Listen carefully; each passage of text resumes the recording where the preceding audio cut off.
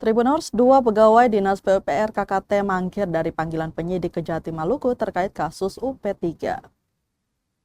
Dua pegawai Dinas Pekerjaan Umum dan Penataan Ruang atau PUPR Kabupaten Kepulauan Tanimbar KKT tidak penuhi panggilan tim penyidik Kejaksaan Tinggi atau Kejati Maluku Senin 30 Maret 2026.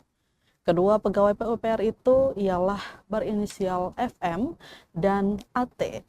Mereka dipanggil untuk memberikan keterangan terkait dengan skandal utang pihak ketiga atau UP3 Kabupaten Kepulauan Tanimbar tahun anggaran 2009 hingga 2025 yang disebutkan dibayarkan kepada kontraktor Agustinus Theodorus hingga 80-an miliar lebih. Namun Kasipenkum dan Humas Kejati Maluku tidak memberikan keterangan lebih lanjut apa alasan dibalik ketidakhadiran mereka.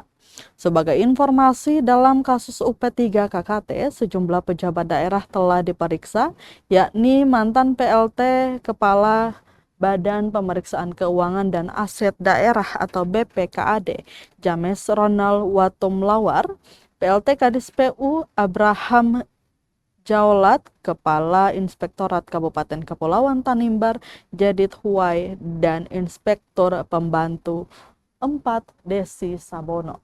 Selain itu pula Agustinus Theodorus selaku kontraktor yang disebut-sebut sangat berperan penting dalam kasus itu telah menjalani pemeriksaan di ruang pidana khusus pada Rabu 11 Maret 2026 kemarin. Rangkaian pemeriksaan hingga kini sebagai langkah awal menelusuri proses pekerjaan fisik serta aliran dana proyek bernilai miliaran rupiah yang diduga tidak melalui prosedur resmi. Penyelidikan dalam kasus ini sejumlah nama mulai disorot termasuk Bupati KKT Ricky Jawerisa yang juga dinilai memiliki peran penting pertanggungjawaban dalam kasus UP3. Namun hingga kini Bupati aktif KKT itu belum kunjung dipanggil Kejati Maluku. Diketahui kasus UP3 ini berawal dari sejumlah pekerjaan fisik sejak tahun anggaran 2009. Pembayaran utang tersebut mengacu pada putusan Mahkamah Agung atau MA RI yang memenangkan gugatan perdata Agustinus Theodorus terhadap Pemda KKT. Meski demikian, pembayaran seharusnya dilakukan dengan syarat melengkapi seluruh dokumen kontrak sebagaimana direkomendasikan Badan Pemeriksa Keuangan atau BPK serta pendapat hukum Kejati Maluku. Namun faktanya sejumlah proyek yang diklaim sebagai dasar pembayaran utang diduga tidak melalui proses lelang maupun kontrak resmi.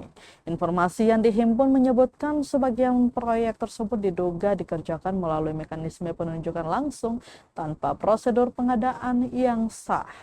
Kasus ini juga sempat menjadi perhatian Komisi Pemberantasan Korupsi atau KPK saat melakukan pemeriksaan di KKT pada tahun 2022. Belum diketahui berapa jumlah kerugian secara pasti anggaran jumbo tersebut.